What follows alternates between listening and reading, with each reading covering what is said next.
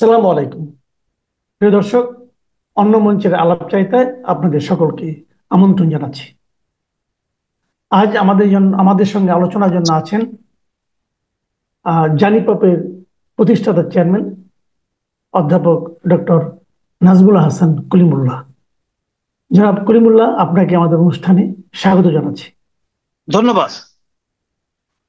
কলিমুল্লাহ ভাই, এই মুহূর্তে যেটা সবচেয়ে আলোচিত বিষয়, যদিও আমাদের দেশের না, কিন্তু আমাদের প্রতিবেশীর, আমাদের দুজন নিকটবর্তী প্রতিবেশী পাকিস্তান এবং ভারত পরস্পরের সঙ্গে যুদ্ধে লিপ্ত হয়ে গেছে।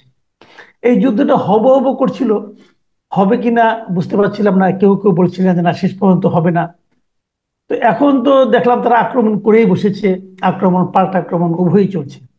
প্রথমত আমার প্রশ্ন হলো, এই যুদ্ধটা কি আসলে মানে অবধারিত ছিল, নাকি এটা তাদের রাজনৈতিক কারণে প্রয়োজন ছিল? এই যুদ্ধে ওখানকার মানুষের কি লাভ হলো? আপনার বিশ্লেষণটা কি? ধন্যবাদ। অনেকগুলো বিষয় আছে, আপনি একসঙ্গে যেহেতু প্রশ্নবাণ ছুড়ে দিয়েছেন, আমি একে একে তার নিরসনের চেষ্টা করব। প্রথমত, সামনে বিহারে নির্বাচন আছে, তারপর আসাম এবং পশ্চিমবঙ্গ। এই নির্বাচনের সঙ্গে এই যুদ্ধ যুদ্ধ খেলার একটা সম্পর্ক উড়িয়ে দেওয়া যায়। এক। দ্বিতীয়ত, আপনার ভোটিং বিহেভিয়ার এর সঙ্গে ইমোশনের একটা ভালো রকমের সম্পর্ক আছে। আমি একটা উদাহরণ দিই। একটা সময় মার্কিন যুক্তরাষ্ট্রে আপনার প্রেসিডেন্সিয়াল ক্যান্ডিডেট হয়েছিলেন মাইকেল ডুকাকিস। ভদ্রলোক, খুব উদার নৈতিক চিন্তা ভাবনা করতেন। আর মার্কিন যুক্তরাষ্ট্রের কথা বললেই তো তিনটি বিষয় ফোরফ্রন্টে চলে আসে খুব পপুলার ভাবে: লিবার্টি, ডেমোক্রেসি এবং র্যাংলার জেন্স। যুক্তরাষ্ট্রের প্রতীক। তো সেখানে আপনার ওই নির্বাচনী ক্যাম্পেইনে মাইকেল ডুকাকিস ঘোষণা করলেন তিনি প্রেসিডেন্ট হলে মৃত্যুদণ্ড রহিত করে দেবেন যুক্তরাষ্ট্রের এই কাঠামো থেকে। জেমস বেকার, যিনি রিপাবলিকান ক্যান্ডিডেট বুশের ক্যাম্পেইনের দায়িত্বে ছিলেন, তিনি দেখলেন চমৎকার একটা বিষয় পাওয়া গেছে। তিনি ছোট্ট স্টিকার তৈরি করলেন এবং এই থামস আপ দিয়ে স্লোগানটা দিয়ে দিলেন এরকম: বাডি ইউ আর লিবার। সারা মার্কিন যুক্তরাষ্ট্রে ছড়িয়ে দিলেন এবং এটা পুরো নির্বাচনের মোড় ঘুরিয়ে দিল যে এই লোকটা নির্বাচিত হলে মৃত্যুদণ্ড রহিত করবে। আর মৃত্যুদণ্ড আছে বলে এখন পর্যন্ত আইন শৃঙ্খলা আছে যুক্তরাষ্ট্রে। এই ভয় যদি চলে যায় তাহলে তো যা ইচ্ছা তাই হবে, সেই কাউবয় মার্কা কারবার চলে আসবে। সুতরাং ভদ্রলোক হেরে গেল।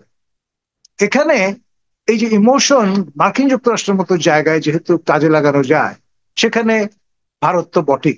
আমাদের এই সাউথ এশিয়ান কালচারে এটা ভীষণ রকমের গুরুত্বপূর্ণ একটি নিয়ম, এবং সেটি কাজে লাগানোর জন্য যারা ক্ষমতায় আছেন তারা ডেফিনেটলি বিষয়টা মাথায় রেখেছেন। দ্বিতীয়ত, দীর্ঘদিন ধরে একটা কথাবার্তা প্রচলিত আছে যে নিউক্লিয়ার হলোকস্ট এটা কখনোই হবে না, এটা শতভাগ নিশ্চয়তা দিয়ে কেউ বলতে পারে। মার্কিন যুক্তরাষ্ট্রের রার্জার বিশ্ববিদ্যালয় থেকে একটা গবেষণা হয়েছে যে যদি কখনোই আণবিক যুদ্ধ হয় সেটি হবে সাউথ এশিয়ান। এবং যদি পাকিস্তান ভারতের এই যে মানে হামলে পড়ার একটা জজবা তারা সবসময় ব্যবহার করেন, সেটি সংগঠিত হলে প্রায় 12 কোটি লোক মারা যাবে এক ধাক্কায়। এখন মালথাস, থমাস মালথাসের কথা নিশ্চয়ই আপনার মনে থাকবার কথা। অর্থনীতি ছাত্র হিসেবে আমরা ইন্টারমিডিয়েট জি। পর্যায়েই জানি যে জনসংখ্যা দিন দিন বাড়ছে পৃথিবীতে, এবং একটা সময় আসবে যখন আপনার এই ন্যাচারাল সিলেকশনে লোক কমে যাবে, কারণ পৃথিবী ধরিত্রী প্রভিশন প্রোভাইড করতে পারবে না এতগুলো লোকের লালন পালন।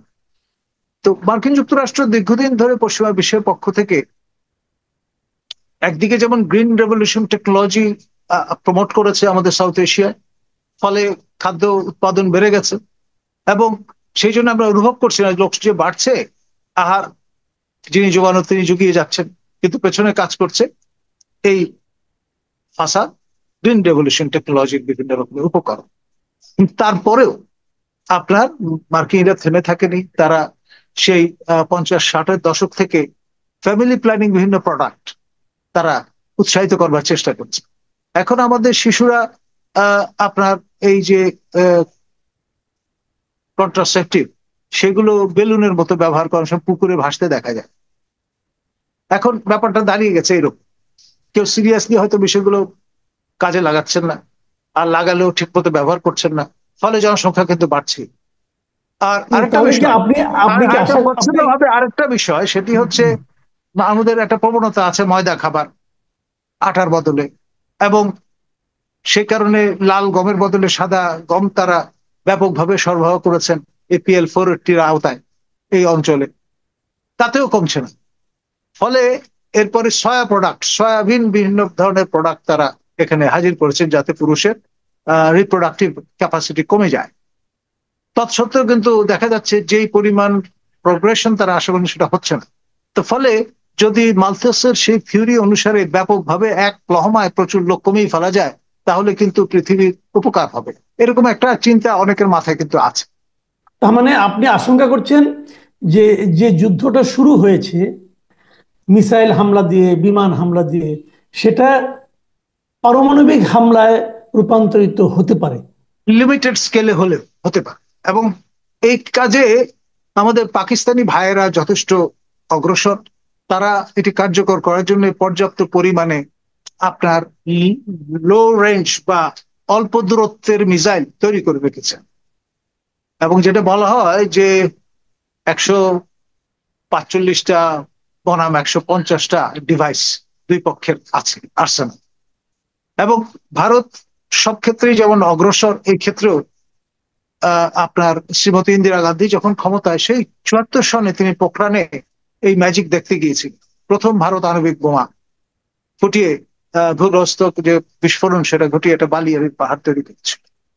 আর তারপরে আরো সুসজ্জিত হয়ে 98 সনে এই কাণ্ডটি তারা ঘটিয়ে ফেলে, এবং তখন টিট ফর ট্যাট পাকিস্তানও আপনার বসে থাকে, বেলুচিস্তানে তারা এই এক্সপেরিমেন্টটা করেছে এবং এই আচ্ছা, ক্লাবে জয়েন করে আপনি কি বসে। কোনো ধারণা করতে পারেন, আপনি কি কোনো ধারণা করতে পারেন, ধরা যাক, আমি কথার কথা হাইপোথেটিক্যালি বলছি, ধরা যাক আহ, পাকিস্তান এবং ভারত দুটোই তো বেশ জনবহুল দেশ, এখানে তো মানে আপনার পপুলেশনের ডেন্সিটি খুব বেশি। তো এরকম একটা দেশে ধরা যাক আপনি যেটাকে বললেন যে স্বল্প মাত্রার যে আর্সেনাল তৈরি করেছে, যদি ভারত একটা পাকিস্তানে নিক্ষেপ করে এবং যদি পাকিস্তান একটা ভারতে নিক্ষেপ করে, যদি একটা করেই করে, তাহলে ন্যূনতম পক্ষে কত লোক মারা যেতে পারে? ওই যে ইতিমধ্যে এটা নিয়ে গবেষণা হয়ে গেছে, ন্যূনতম 12 কোটি, দুই মানে পক্ষ একটা মিলিয়ে। মারলেই, একটা না, দুই মারলেই পক্ষ দুটো মারবে। হ্যাঁ, টিট দুই ফর পক্ষে ট্যাট দুটো। সবই তো ঢিলটি মারলে হ্যাঁ, পাটকিলকি খেতে হয়, এই স্টাইলে চলছে। 12 কোটি মানুষ বলেন হ্যাঁ, কি? ওয়াইপড আউট হয়ে যাবে এক লহম। দুটো এ তো ছোট মাশরুম তৈরি করলেই হবে, জায়ান্ট মাশরুমের দরকার পড়বে না। তাহলে তো আমরা একটা ভয়ঙ্কর বাস্তবতার অবশ্যই মুখোমুখি হয়ে আছি। আমাদের সমস্যাটা হচ্ছে ওই যে আবেগতাড়িত হয়ে আছি আমরা, আমাদের দেশেই তো দুই পক্ষের লোক দাঁড়িয়ে যাবে। আপনার স্পেনে যেটা হয়েছিল দ্বিতীয় মহাযুদ্ধের সময়, এক পক্ষ যাতে ইংল্যান্ডের সঙ্গে গটছড়া বাঁধে স্পেন, সেই জন্য দাবি দাওয়া তুলছিল। আরেক পক্ষ জার্মানির সঙ্গে কাঁধ কাঁধ মিলিয়ে যুদ্ধ করতে চেয়েছে। আমাদের এখানেও এক পক্ষ পাকিস্তানের হয়ে লড়াই করতে চাইবে, আরেক পক্ষ ভারতের হয়ে লড়াই করতে চাবে। আর আমাদের শ্রদ্ধেয় সাবেক বিডিআর মহাপরিচালক, 2 স্টার ফর্মার জেনারেল ফজলু ভাই আমাদের সঙ্গে প্রায় টকশোতে অবতীর্ণ হতেন এই বিডিআর উনি উনি কার্নেজ এটা কি নিয়ে। বললেন? উনি না না, এটা কি উনি তো বললেন? একজন দায়িত্বশীল মানুষ এবং জেনে শুনে বুঝেই বলেছেন যে যদি যুদ্ধ বেজে যায় এটাই হবে জি। সুবর্ণ সুযোগ ভারতের উপর হামলে পড়ে আপনার এই 7 রাজ্য দখলে নেওয়া বা তাদের মুক্ত করে দেয়া। আপনার ওনার এই বক্তব্যটা কি আপনার কাছে সেন্সিবল মনে হয়েছে? আমার কাছে মনে হচ্ছে যথেষ্ট সেন্সিটিভ বক্তব্য, সেন্সিবল না। এক, আচ্ছা, আচ্ছা। আর আমাদের পররাষ্ট্র মন্ত্রণালয় একটু চিন্তা ভাবনা করে একটা রেসপন্সও দিয়েছে, বলেছে যেটা তার একান্ত ব্যক্তিগত মতামত, এবং সেটুক বলেই তারা ক্ষান্ত থেকেছে। সরকারের পক্ষ থেকে তার উপর কোনো চাপ প্রয়োগ করেছে বলে দৃশ্যত আমরা দেখিনি, এবং তিনি এখনো বীর দর্পে তার যে দায়িত্ব সেটি পালন করে চলেছেন। জি। আচ্ছা, এখন আরেকটা প্রসঙ্গ আসি। আমাদের এখানে আপনি যে কথাটা একটু আগে আপনিও বললেন যে আমাদের এখানে বিভিন্ন পক্ষ নেওয়ার একটা হয়তো কম্পিটিশন দেখা যাবে, এবং এখন যে অবস্থা দেশে বিরাজ করছে, যে রাজনৈতিক অবস্থা বিরাজ করছে, হয়তো পাকিস্তানের পক্ষ যারা থাকবেন তারাই হয়তো প্রকাশ্যে বলতে পারবেন, ভারতের পক্ষে যারা থাকবেন তারা হয়তো অতটা প্রকাশ্যে হয়তো বলতেও পারবেন না। যদি এমন কিছু হয়, তো সেটাই বা আমাদের জন্য কি খুব একটা শোভন হবে? দেখুন, স্পেনের মানুষ আপনার শেষ পর্যন্ত হয়তো এই পক্ষ অবলম্বন করার ঘোষণা দিয়ে একটা জিনিস নিশ্চিত করতে পেরেছে, ফ্রাঙ্কোর স্পেনকে যুদ্ধ থেকে দূরে রাখতে সমর্থ হয়েছে। দুই পক্ষের কোনো পক্ষেই শেষ অব্দি স্পেন কিন্তু পক্ষ নেই। আমাদের হুম। এখানে এইরকম কাণ্ড হলে তেমনটি হবে বলে আমার মনে হয়। এখানে আমাদের মাননীয় একজন উপদেষ্টা, তিনি ইতিমধ্যে ঘন্টা দুয়েকের একটা স্ট্যাটাস দিয়ে আবার নামিয়ে ফেলেছিলেন, এবং তিনি কিন্তু গৃহযুদ্ধ সম্পর্কে একটা আগাম বার্তা দিয়ে রেখেছেন। এবং এর চেয়ে ভালো উপকরণ আর কিছু হবে বলে আমার মনে হয় না গৃহযুদ্ধে লিপ্ত হওয়ার জন্য। এখন আমি যে প্রশ্নটা করতে যাচ্ছি, ঠিক। এটা আমার শেষ প্রশ্ন। ধরা যাক তেমন কিছুই হলো না, কোনো পারমাণবিক বোমা কেউ নিক্ষেপ করলো না, 12 কোটি মানুষও মারা গেল না, আমরাও সেভেন সিস্টার দখল করার জন্য আলম ও ফজলুল হক সাহেব, ফজলুর রহমান সাহেবের পরামর্শ গ্রহণ করলাম না, সবকিছু একসময় উভয় পক্ষে থেমে গেল। তারপরেও কি এই যুদ্ধের প্রভাব আমাদের দেশের অর্থনীতিতে পড়বে না? অবশ্যই। আপনার খেয়াল করে দেখুন, গতকাল পঞ্চে আপনার যেই কামান দাগার ঘটনাটি ঘটেছে, তাতে সেই এলাকার 90% লোক সরে গেছে এবং শিশু মৃত্যুর মতো ঘটনা ঘটেছে। এবং এটা কিন্তু থেমে নেই।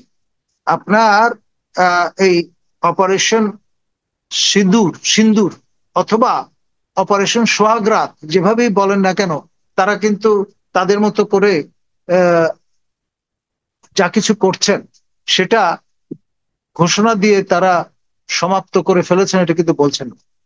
আর পাকিস্তানের মাননীয় সেনা প্রধান অসীম মুনির, তিনি কিন্তু তার মতো করে অবস্থান ব্যক্ত করে যাচ্ছেন।